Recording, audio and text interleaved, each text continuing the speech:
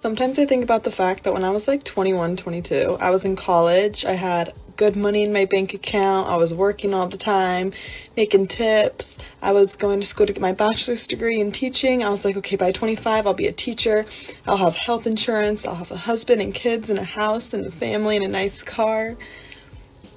I'm 27 and not a teacher. Don't have a career yet. Have been doing random jobs and kind of trying to see what I like, but nothing stable in that department.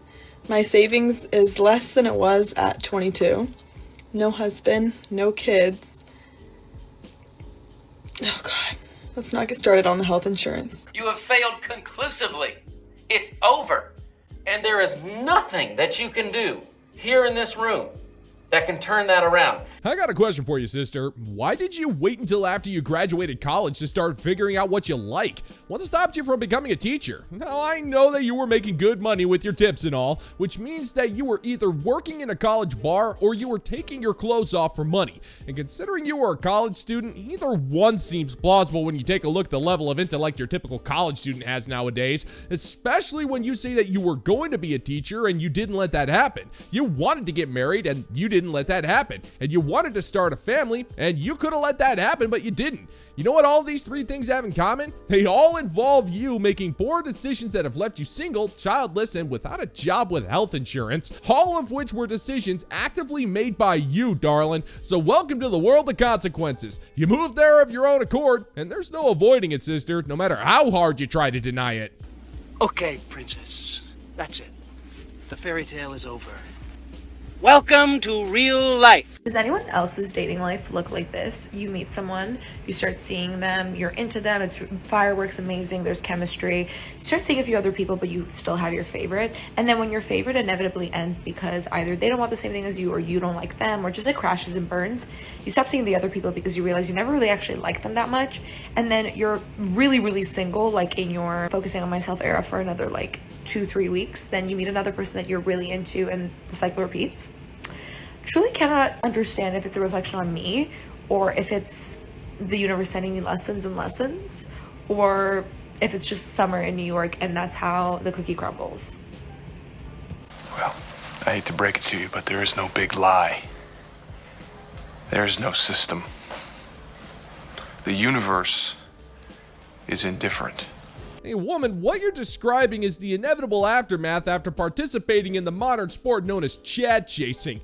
Even when you're with a guy that you like, you can't stop seeing other people just because you're either bored, you're hungry, you're broke, or usually all three. And that'll be all sorts of fun and games where the dude gets plenty of access to your torrid grease dumpster of putrid night terrors, and you're getting the validation you crave from multiple guys, and then after everything implodes, thanks mostly to your terrible choice in men and boring demeanor, you go on a healing journey to find your most true and authentic self for a minimum of 2.5 business weeks until the cycle repeats itself. So if the universe is trying to teach you a lesson, you've already proven that you're not willing to listen anyway because you'd rather keep making the same mistakes over and over again instead of maybe learning your lesson and trying to stop making the same mistakes. But you'll never learn. Your brains have been too scrambled up by your body count for that to ever happen.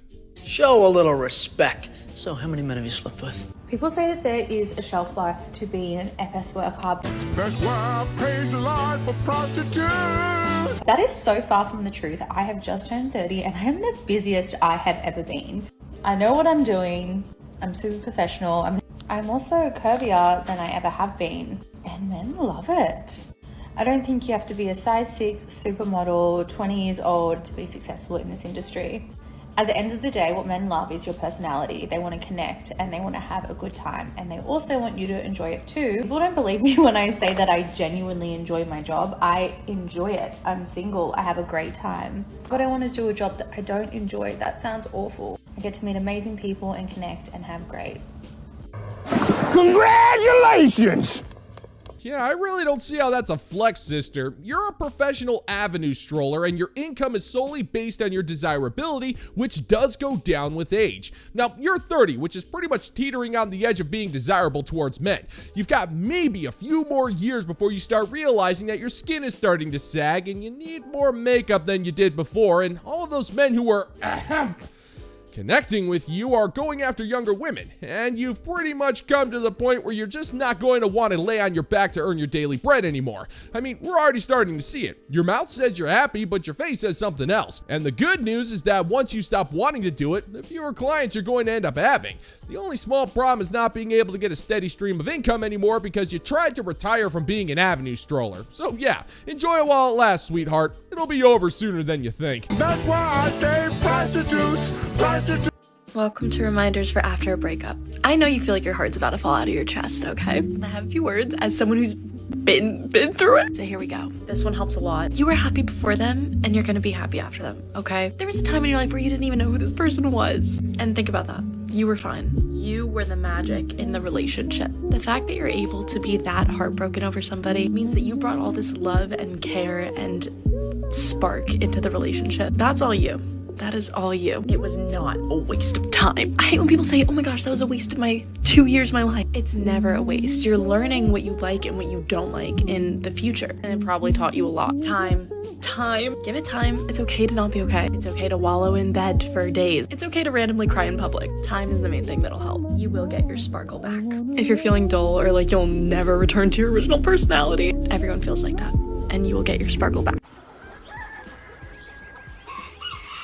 Are you sure? Oh, hey there, Ethel. Oh my God, how long has it been? I see that the hopelessness that's consuming you is eating a significantly bigger chunk of your soul. Well, that's just wonderful. Congratulations on another breakup, Ethel. How many does that make for you? My guess would be a baker's dozen within the last 6 months. Now, what you're saying is just like your makeup. It's absolute hogwash and hides absolutely nothing. If you were the spark in the life of that relationship, then why did the guy dump you? If you truly were that special and men maintain access to that particular relationship, then why did he break things off? Why did he waste 2 years of his life to be with you? Because it sounds to me like you hinged all of your emotions on a guy who wouldn't change for you. And because he wouldn't change for you, that makes you want to cry randomly in public as you hope Taylor Swift releases a song about it. So yeah, you kind of blew it on this one, Ethel, but let's be real here. That's what you excel at. I like him. I like him. No, it actually feels good to like somebody and be attracted to somebody because I never like anybody. That's why my dating life is so boring because I literally never like anybody. He lives here, but he's from London. He's really tall. He's very, very masculine, which of course I love, but he's also like very polite. He's also a Capricorn, like me.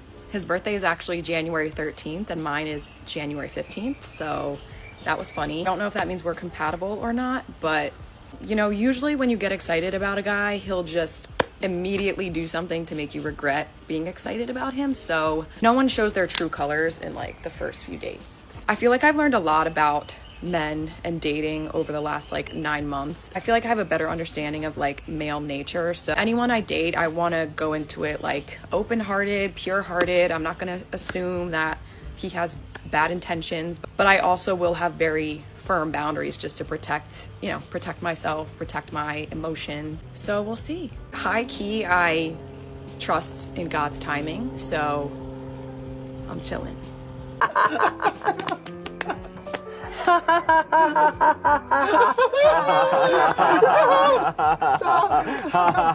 Oh boy, sounds to me like you've been the victim of the dreaded Nigel, the English chap who has the sophisticated English accent, not the chimney sweeping one. He dresses in suits, sips tea like a gentleman, and because he's English, that makes him cultured. And he prepares all of his ghosting voicemail messages himself like any gentleman should. And I actually intercepted one from last week, so let's check it out. Tally-ho there, darling. Nigel here.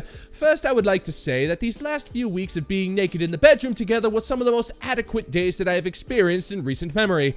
But, as the scholars have once said, all good things must come to an end, as it were, and I am afraid our time has come to that end.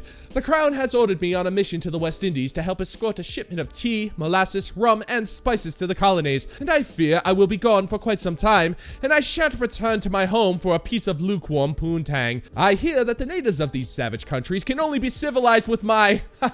Well, let's just say you've been the business end of that particular pacification, so you understand how it works. I shall leave you to your devices as I am sure you are busy with...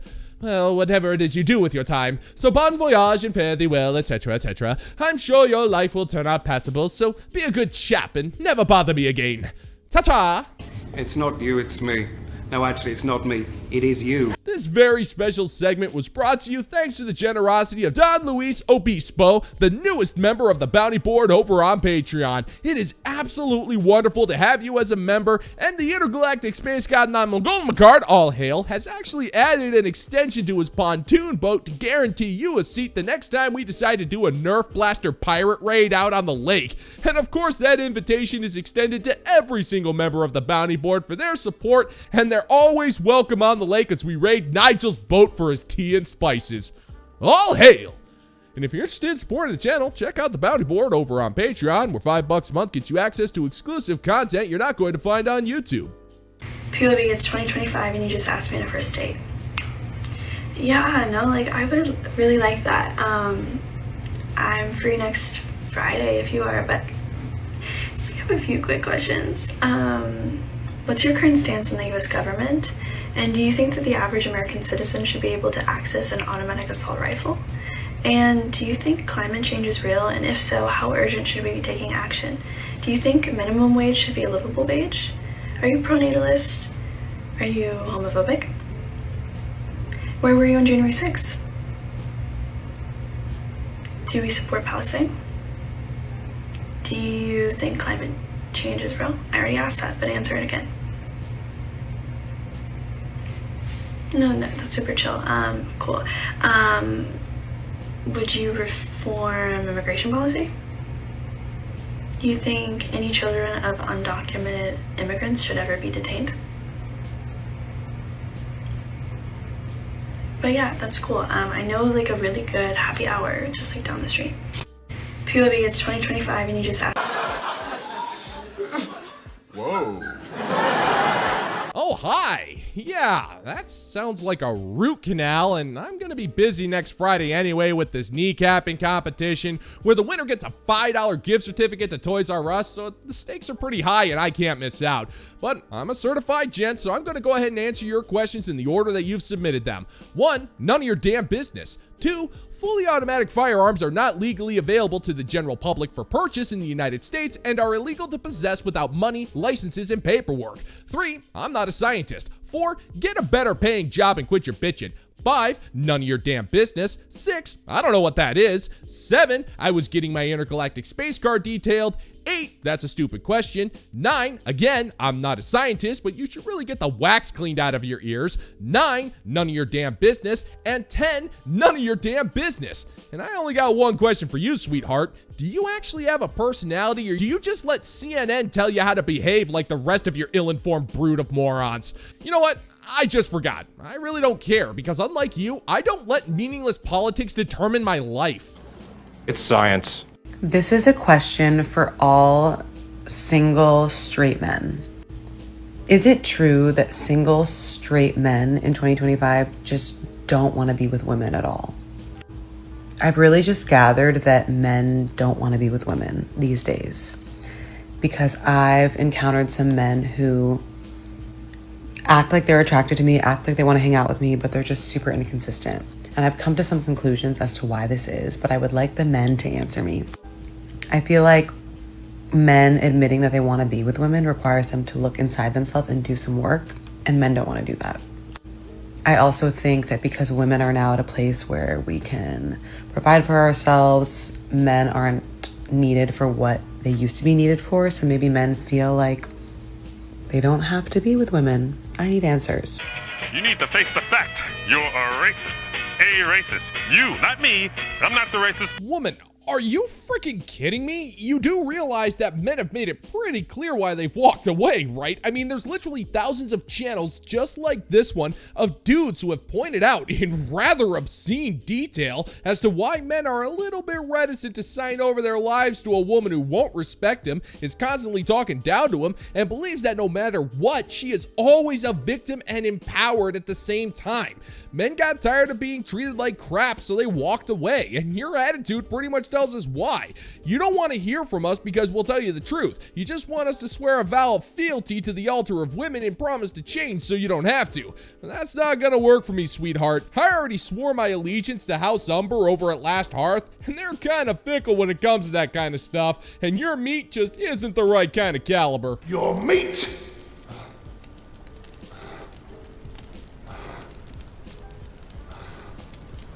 is bloody tough. The world is built on women's sacrifice. The world is built on women's sacrifice. If women collectively refuse to do the unpaid labor, the society would collapse overnight. And I'm not making this up. In 2022, UN Women made a report. At least 42% of all work globally is unpaid care and domestic labor.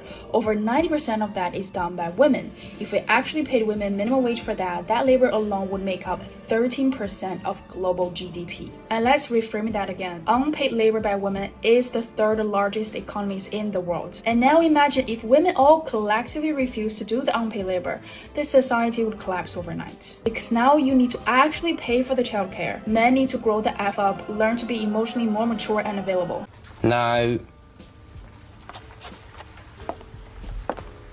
I got a question for you, sweetheart. If this world is built on women's sacrifices and it's those sacrifices that make the world go round, then can you let us in on what those sacrifices are? Because from our perspective, all you do is talk about the things that you're not willing to do. You won't cook, you won't clean, and even the idea of taking care of your own child is so offensive because you think your career takes priority over your own flesh and blood, which is insanely messed up. Now, if you were to all out quit tomorrow, men would just take over. Men would not only wake up, they would go to work, cook 3 squares a day, take care of the kids, keep the house clean, and they will do it without bragging or complaining. Now, if all of you were to quit tomorrow, the human resources mafia would definitely suffer, but I think that's a sacrifice that we're all willing to accept on your behalf. Stay-at-home mom would be recognized for what it is, a full-time job, and get paid accordingly. We will build universal childcare system that doesn't force women to choose between being a mother and her career. But all of that's going to cost a lot of money. So instead of building the system, invest the money to actually take care of the mothers. The society, the capitalism will keep selling women the fantasy. Motherhood is secret, marriage is your purpose. Like a few days ago, I made a video saying motherhood is a scam. Some people are eating me in the comment section. I will keep calling it a scam until the society stop lying to women how much they gonna sacrifice for motherhood and how pregnancy could literally destroy your body. And when a mother speaking up about her struggles, she won't get shamed. Until the society actually build a system to support mothers, I will keep calling it a scam.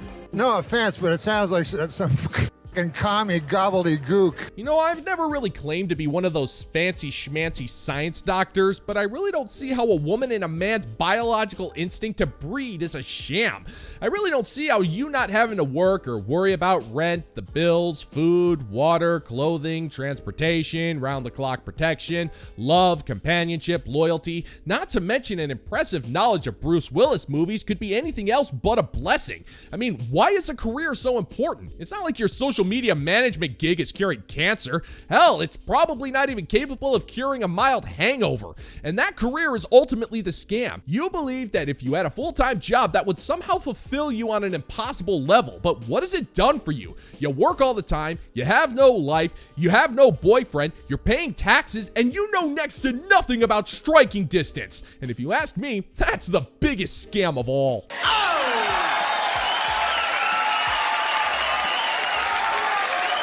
And that's going to do it for today's video, gentlemen and gents. And as always, if you find that my particular brand of comedy is bringing you to the brink of laughter, then why don't you scroll on down and click that like and subscribe button. Ring the notification bell, leave a couple of comments, and be sure to share this video so we can give the good old-fashioned middle finger to the YouTube algorithm. Thank you once again for checking out the new video, gentlemen and gents. And until next time, peace out, homies.